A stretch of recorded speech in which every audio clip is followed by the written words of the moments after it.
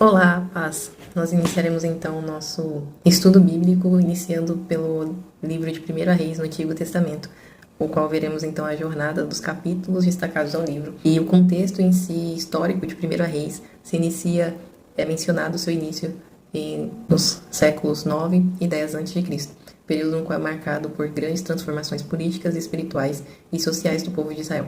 O livro inicia com os últimos dias do reinado de Davi, devido à sua avançada idade, e acompanha a sucessão do reinado de Salomão. Durante o governo de Salomão, Israel vive um tempo de prosperidade, expansão territorial e política, e estabilidade também, de modo que agora esse período que é grandioso e é destacado pela construção e edificação do templo levantado e construído em Jerusalém, de modo que é destacado que tamanha era a quantidade de ouro que era recebida durante o ano, a cerca de aproximadamente 200 quilos de ouro que ofuscava a prata, tornando-se o principal símbolo da adoração.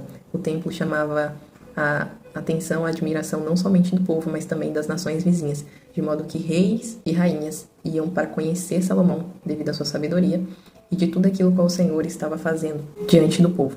Observamos então que, entretanto, apesar da sabedoria que Salomão obtinha, ele permitiu que influências, devido à sua busca de paz, para não haver confronto com outros reinos e nações, ele se alia e cria alianças com 700 princesas e 300 concubinas, firmando alianças com povos pagãos, e levando-se também à adoração a deuses estranhos.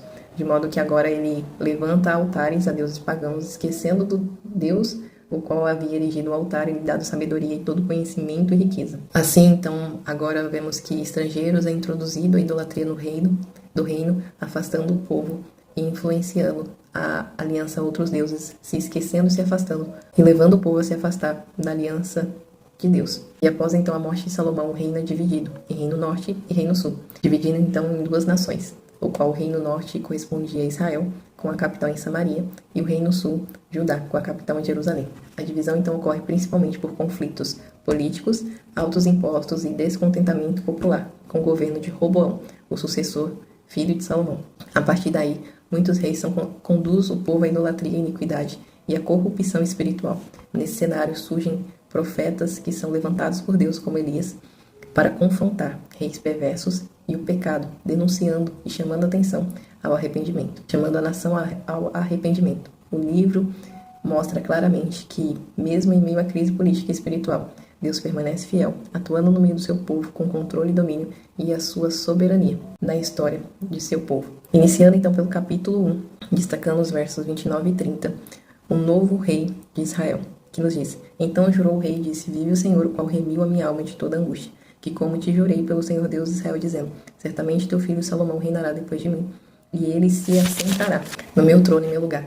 Assim farei no dia de hoje. Observamos então que o capítulo se inicia com o fim do rei de Davi, já avançado de idade.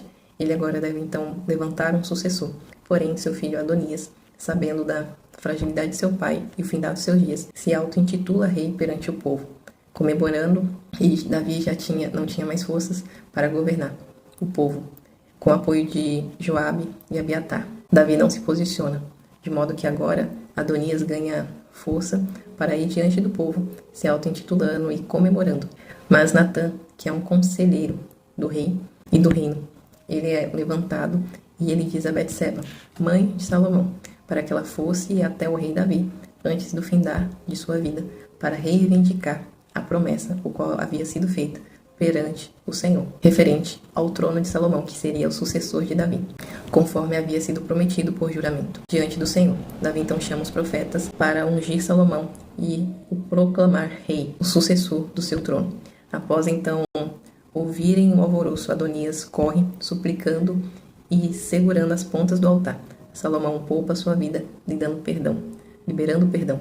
Ensina que o perdão é a chave que abre novas portas e oportunidades. E, em paralelo com isso, se formos no livro de Romanos, no capítulo 8, Romanos capítulo 8, do verso 31 ao 34, nos diz: Que diremos, pois, a estas coisas? Se Deus é por nós, quem será contra nós? Aquele que nem mesmo seu próprio filho poupou, antes o entregou por todos nós, como não nos dará também com ele todas as coisas? Quem intentará acusação contra os escolhidos de Deus? É Deus quem o justifica. Quem é que condena, pois é Cristo que morreu, ou antes quem ressuscitou dentre os mortos, o qual está à direita de Deus, e o que também intercede por nós. Observamos que aqui Cristo é aquele que salva, é aquele que nos justifica perante os homens. E não há nada que nos possa separar do amor do Senhor, porque ainda que, assim como Salomão, que foi mencionado no início, na introdução ao livro, ainda que venhamos nos corromper ou deixar ser levado, influenciado por pessoas ou por questões que não estão voltadas ao Senhor, mas aos nossos próprios desejos e vontades,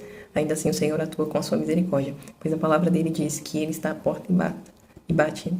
E se verdadeiramente nós abrirmos a porta, então ele entrará e ceará conosco. Mas isso depende da disposição e a disponibilidade de abrir o coração e deixar Cristo nos transformar. Pois nada pode nos separar do amor de Deus. E não há condenação para aquele que está em Cristo, pois é Cristo que o justifica. Mas que venhamos caminhar no caminho do arrependimento. Buscar certamente a face do Senhor. Aqui observamos que Salomão tinha uma promessa. E o tempo oportuno do Senhor chegou, em qual ele recebeu essa promessa. E veremos a continuação do livro, a tamanha bondade e misericórdia do Senhor. E essa é a causa de não sermos consumidos, porque ainda que venhamos ser infiéis, o Senhor permanece fiel. E ele vela e zela em cumprir com sua palavra. Mas que venhamos, certamente, abrir o nosso coração, confiar e crer naquele que é o autor e consumador da nossa fé. Porque certamente, se permanecermos nele e confiarmos de todo o coração, ele transformará, não somente fora, mas primeiramente por dentro. Porque a maior vontade de Deus, a maior vontade de Cristo não é que venhamos ganhar, mas é que venhamos não nos perder na caminhada. Porque é melhor estar com Ele do que sem Ele. Porque nele temos a certeza e a convicção que venceremos. E assim como a flecha na mão do guerreiro, acertaremos o alvo e venceremos, e o nome dele será glorificado. Que você possa refletir nesta mensagem, porque não há acusação que fique diante da presença do Senhor, porque é aquele que nos cura, nos liberta, porque para a liberdade Cristo nos libertou, para que não venhamos ser escravos e nem prisioneiros ou cativos deste mundo, mas que venhamos ser libertos nele e para ele, e para glorificar o seu santo nome. Que Deus te abençoe. Te espero no próximo capítulo na nossa jornada de 1º Reis.